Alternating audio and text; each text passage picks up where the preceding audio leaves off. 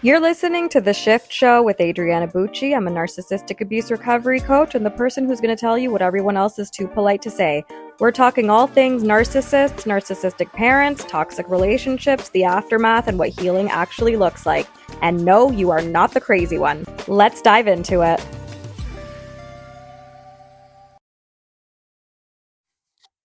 Hey everyone, welcome back to The Shift Show.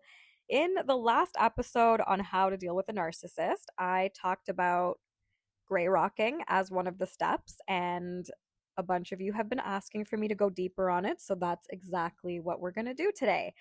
So this is your in-depth gray rocking episode that I promised 2 episodes ago, where I promised several episodes, and so this is one of them. So let's dive into it. What the hell is gray rocking? This is basically when you deliberately turn yourself into the most boring, uninteresting, plain gray rock possible. You stop giving the narcissist any emotional reaction, any drama, any juicy details. You basically are starving them of the energy they crave, right? I talked a bit about narcissistic supply in the last episode. This is your emotional reaction, your time, your energy, any energy and attention that you exert towards the narcissist is literally what they are feeding off of. And I think the next episode will be a more in depth episode on narcissistic supply. But basically, gray rocking is a way to starve them of what they are siphoning out of you, which is your energy. They're energy vampires, right? Like your arguments, your time, your tears, your excitement, whatever feeds their ego. They do not want any sort of resolution or a healthy relationship with you. You have to really accept that, and you have to understand that they just want the reaction. And so gray rocking kind of cuts that supply off. And it's especially useful if you can't go full no contact right now, right? Maybe you're still living with them, maybe you're co-parenting, maybe you're working with them, maybe you're dealing with family situations where you have to see them sometimes. Gray rocking is really the perfect and only option of a bridge while you're working toward emotionally detached low contact or full no contact. And quick disclaimer, I know I gave it in the last episode, I'm going to give it again here.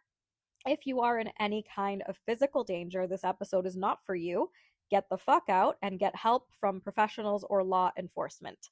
Okay? So, gray rocking is for narcissistic, emotional, psychological abuse, not physical safety threats. Now that that's out of the way, let's talk about how you actually do the gray rocking. So, your goal is to be painfully boring. Like, so fucking boring. Think one word answers, flat tone, no emotion, no opinions. You're not sharing any good news or bad news, no drama, no personal stories.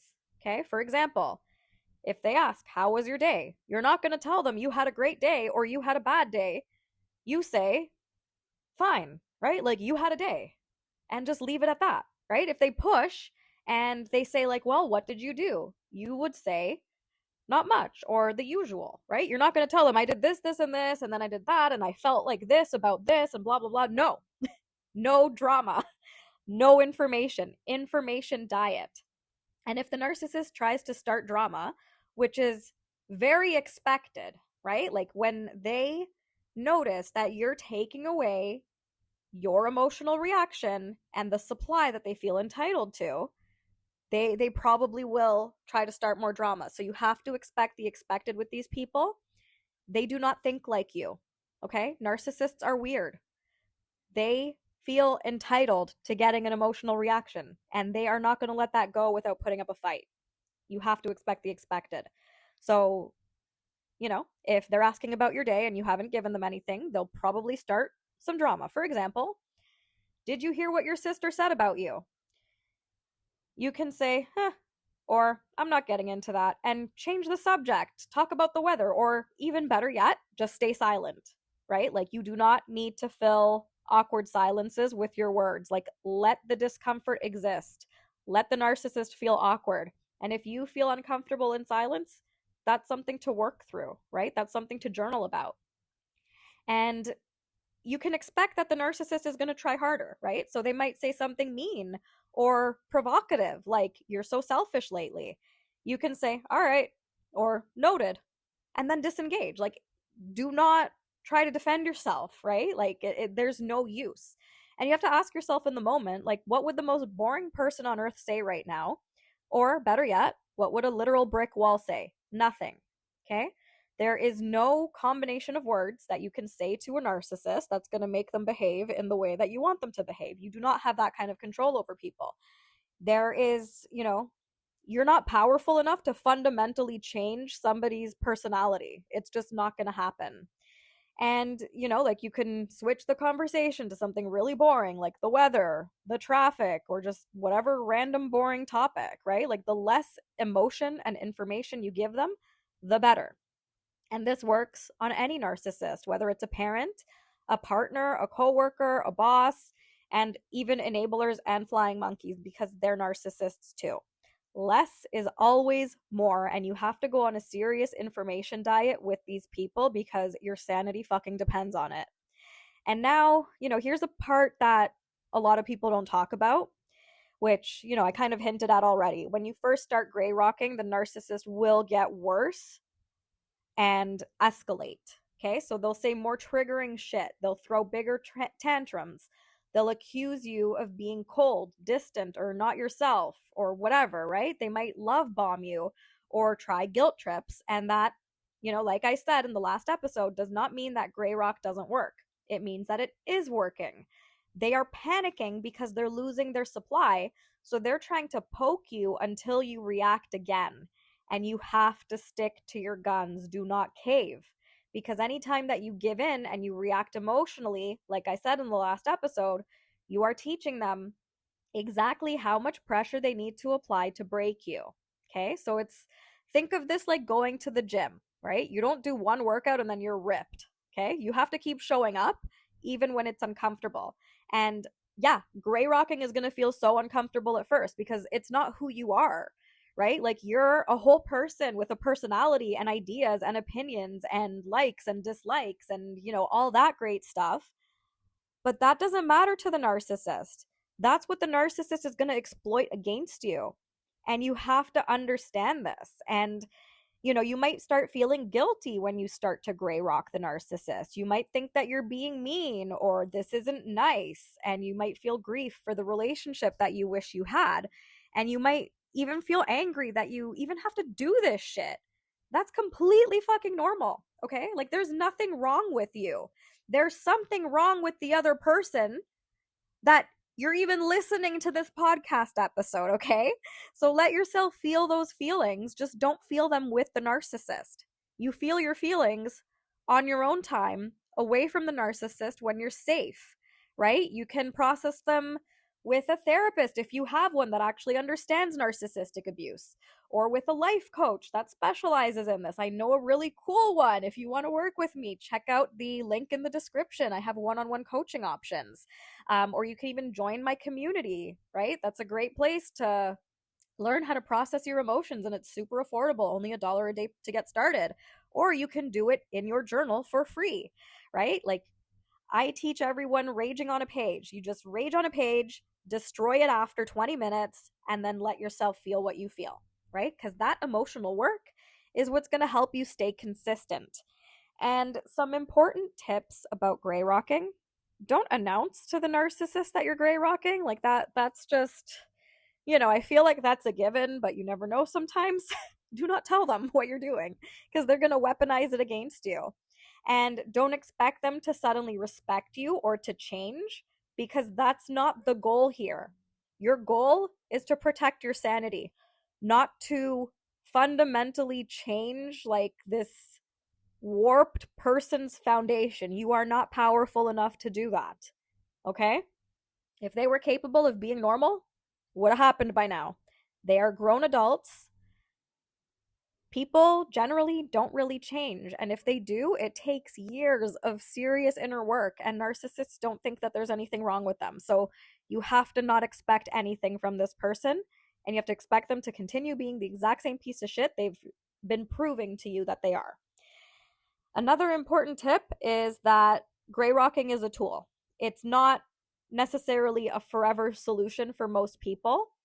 And it's something that you use while you work on getting more distance from this person or becoming independent, or, any given narcissist that you see, you know, not every day, like a coworker, like a whoever, an acquaintance, whatever. Like, if they're a narcissist, you're gonna gray rock them when you're in their presence. Like, it just is what it is. Like, think about if you've ever worked in customer service, right? You have to have your customer service personality. Who you are in the customer service role is not who you are when you're out with your friends. So think about it the same way dealing with a narcissist. Like, you just have to kind of change who you are to protect yourself, because this person does not deserve the real you, because their goal is to destroy the real you. So you have to put on this mask, and it sucks. It can feel like dishonest, but what's the other option? Continue going like you've been going and keep spiraling about it, and nothing changes. You know what I mean? So it's not like, it sucks, and like, we're not going to sugarcoat it, is what I'm trying to say. And I've seen a few weird things of like some people saying like, oh, it's going to become your permanent personality. It's not. Like, you have a brain, right? Like, you know who the safe people in your life are. You're not going to start gray rocking them just because you're gray rocking a few narcissists in your life. So don't even worry about that. And if that is a problem for you, maybe seek some therapy, because if you can't differentiate, that I'm doing this to protect myself from this specific person who's trying to destroy me, versus like, oh, I can actually be myself with like my people. I don't know. That's another issue that I'm not qualified to help you with. And the other thing is that if you slip up and you do react emotionally, like, expect yourself to. Like, life is messy, healing is messy. We're all going to fuck up at some point. Don't beat yourself up, right? Look at it like a learning experience and try again next time, right? Because these people are master manipulators, and they're going to do their best to try to get that emotional reaction out of you. And there's several situations where they're probably going to succeed at that. But the more you practice this, the stronger you get. And don't expect yourself to like be the gray rock champion overnight. It's a skill that you work on. It's like a muscle that gets stronger as you keep working on it. At the end of the day, gray rocking is not about winning an argument or punishing the narcissist. Like I said, it's about protecting your peace and your energy. It's about like, you're refusing to keep playing their exhausting game, right? These people are energy vampires. Why do you think you're so tired after an interaction with this person? They're doing it on purpose, okay? And you deserve to stop being drained. You deserve peace, even if you're not fully out of the situation yet. And, like, if gray rocking feels really hard for you emotionally, or you want help actually applying it in your specific situation, I've got you. Feel free to check out the link in the description for one-on-one coaching with me, or get on the wait list for my brand new shift program that's launching very soon. Or you can join my community membership, where you can connect with other people who get it and join our monthly live calls. That's it for today's episode on gray rocking. I hope this was helpful. And in our next episode, I'm going to do the episode on narcissistic supply, and the one after that will be boundaries with narcissists, just like I promised. Thank you so much for listening. If this helped you, make sure you're subscribed to the podcast so you don't miss the next one whenever it drops, because we all know my schedule doesn't make sense right now. But hey, I'm putting out episodes, and that's all that matters. Catch you in the next episode. Bye for now. See you next time.